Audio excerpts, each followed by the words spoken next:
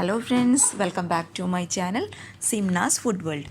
അപ്പോൾ ഞാൻ ഇന്ന് വന്നിട്ടുള്ളത് ഒരു റെസിപ്പി ആയിട്ട് ഒന്നുമല്ല കേട്ടോ, മറിച്ച് ഒരു ഹോം മെയ്ഡ് ടിപ്പുമായിട്ടാണ്. ടിപ്പ് എന്ന് പറയാൻ പറ്റില്ല, നമുക്ക് എല്ലാവർക്കും ഒരുപോലെ നമ്മുടെ എല്ലാവരുടെയും വീട്ടിൽ ഉപയോഗിക്കുന്ന ഒരു പ്രധാനപ്പെട്ട സാധനമാണ് നമ്മൾ പാത്രം കഴുകാൻ ഉപയോഗിക്കുന്ന നമ്മുടെ ഡിഷ് വാഷ്.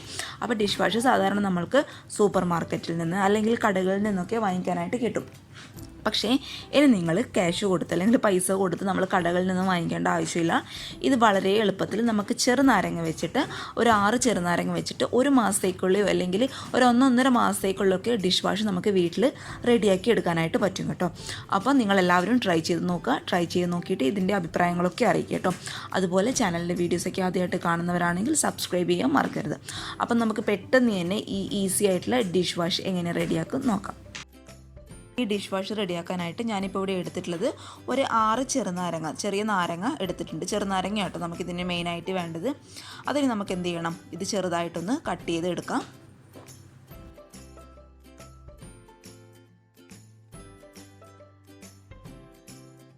നമ്മുടെ ചെറുനാരങ്ങയൊക്കെ ഞാൻ കട്ട് ചെയ്ത് കുരുവൊക്കെ കളഞ്ഞ് നല്ല വൃത്തിയാക്കി കട്ട് ചെയ്ത് വെച്ചിട്ടുണ്ട്. ഇനി നമുക്ക് എന്ത് ചെയ്യണം, ഇത് ആദ്യം ഒന്ന് ചൂടാക്കി എടുക്കണം.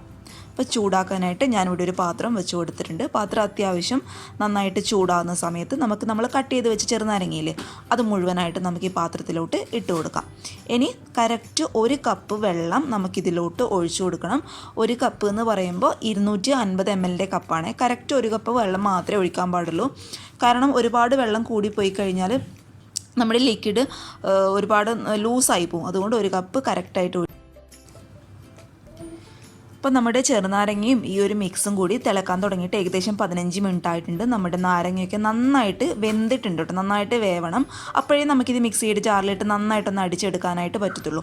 അപ്പോൾ നന്നായിട്ട് വെന്തിട്ടുണ്ട്. ഇനി നമുക്കിത് മിക്സിയുടെ ജാറിലിട്ട് അടിച്ചെടുക്കുന്നതിന് മുന്നേ ഇതിൻ്റെ ചൂട് നന്നായിട്ട് തണിയണം. ചൂടോടുകൂടി ഒരിക്കലും മിക്സിയുടെ ജാറിലിട്ട് അടിക്കരുത്. അപ്പോൾ ചൂട് ആദ്യം നന്നായിട്ടൊന്ന് മാറട്ടെ.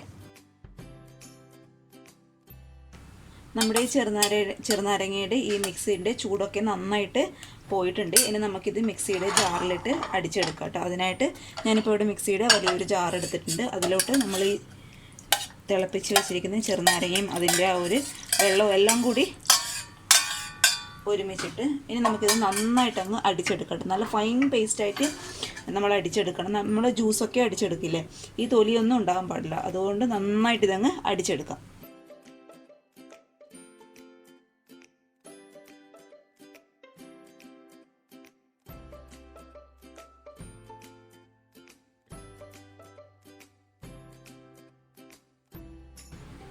ഇതേ ഞാൻ നന്നായിട്ട് അടിച്ചെടുത്തിട്ടുണ്ട്. ഇനി നമുക്കിത് ഒരു പാത്രത്തിൽ അരിച്ചെടുക്കാം കേട്ടോ. അരിപ്പ വെച്ച് നന്നായിട്ട് അങ്ങ് അരിച്ചെടുക്കുക. അപ്പോൾ നമ്മുടെ ചെറുനാരങ്ങയുടെ തൊലിയൊക്കെ ഇതിൻ്റെ അകത്ത് ഉണ്ടെങ്കിൽ നന്നായിട്ട് അതങ്ങ് അരിച്ചെടുത്ത് കളയാം കേട്ടോ.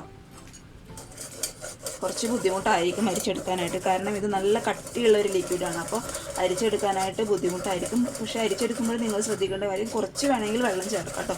എന്ന് വെച്ചാൽ ഒരുപാട് അങ്ങ് വെള്ളം ആയിപ്പോരുത്, കാരണം നമ്മുടെ ഡിഷ് വാഷ് അങ്ങ് വെള്ളം പോലെ ആയി പോകും പിന്നെ. അപ്പോൾ ഇത് നന്നായിട്ടങ്ങ് അരിച്ചെടുക്കും.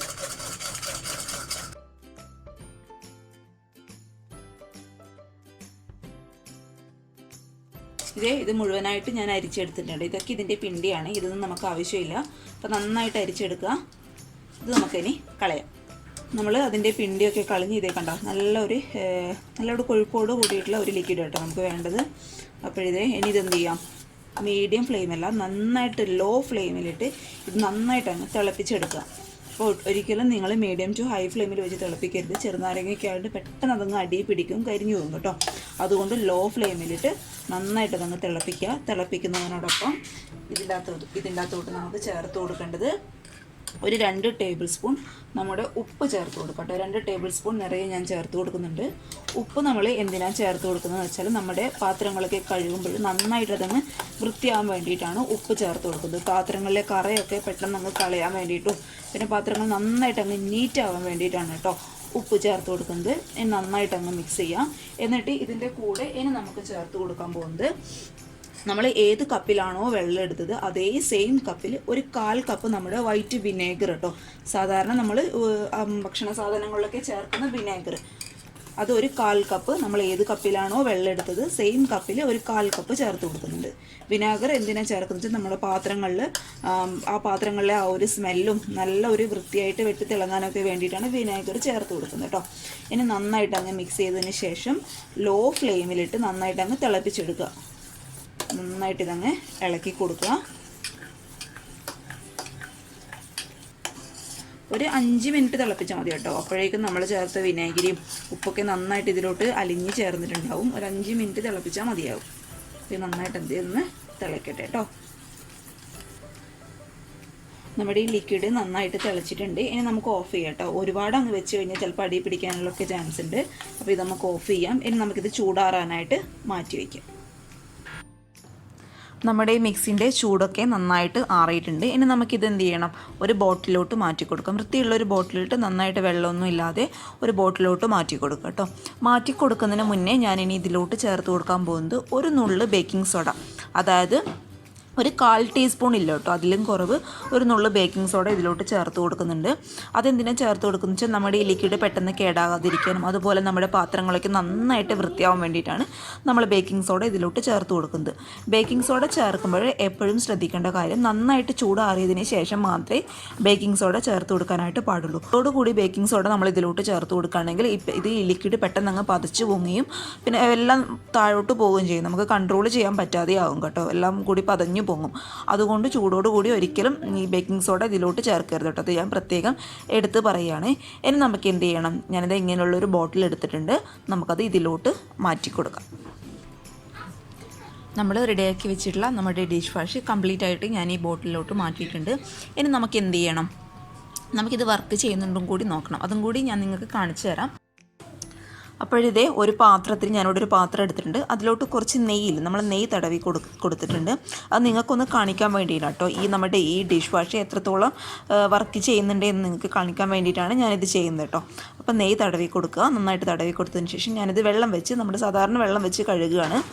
അപ്പോൾ കണ്ടോ, ഇത് ഒട്ടും തന്നെ വൃത്തിയായിട്ടുള്ള എണ്ണപ്പശയൊക്കെ അതുപോലെ തന്നെ പ്ലേറ്റിൽ ബാക്കിയുണ്ട്. ഇനി നമുക്ക് എന്ത് ചെയ്യാം, നമ്മൾ റെഡിയാക്കി വെച്ച് ഈ ഡിഷ് വാഷ് ഈ പ്ലേറ്റിലോട്ട് ഒഴിച്ചു കൊടുക്കാം. അതിനുശേഷം നമ്മൾ സാധാരണ നിങ്ങൾ പാത്രം കഴുകാനൊക്കെ ഉപയോഗിക്കുന്ന സ്പോഞ്ച് വെച്ച് നന്നായിട്ട് സാധാരണ രീതിയിൽ നിങ്ങൾ പാത്രം വെച്ച് കഴുകുന്ന പോലെ നന്നായിട്ട് അങ്ങ് കഴുകുക. ഞാൻ നന്നായിട്ട് കഴുകി കൊടുക്കുന്നുണ്ട്. അതിനുശേഷം സാധാരണ നമ്മുടെ പൈപ്പിലെ വെള്ളത്തിൽ നന്നായിട്ട് ഇതങ്ങ് ക്ലീൻ ചെയ്യാം. ഇതേ കണ്ടോ, നന്നായിട്ട് വൃത്തിയായിട്ടുണ്ട്. അപ്പോൾ നിങ്ങൾക്കിത് ക്യാമറയിൽ എത്രത്തോളം കാണുന്നുണ്ടെന്ന് അറിയില്ല, എനിക്ക് തോന്നുന്നു ക്ലിയർ ആയിട്ട് കാണുന്നുണ്ടെന്നാണ് കേട്ടോ. അപ്പോൾ ഇത് നന്നായിട്ട് ഇത് ക്ലീൻ ആയിട്ടുണ്ട്. അപ്പോൾ ഇനി മുതൽ നിങ്ങൾ ഡിഷ് വാഷ് കടയിൽ നിന്നൊന്നും വാങ്ങിക്കേണ്ട, വെറുതെ വാങ്ങി പൈസ കളയണ്ട കേട്ടോ. ഒരു 6 ചെറുനാരങ്ങയൊക്കെ ഉണ്ടെങ്കിൽ ഒരു മാസത്തോളം ഉപയോഗിക്കാൻ പറ്റുന്ന ഡിഷ് വാഷ് നമുക്ക് വീട്ടിൽ തന്നെ റെഡിയാക്കി എടുക്കാം.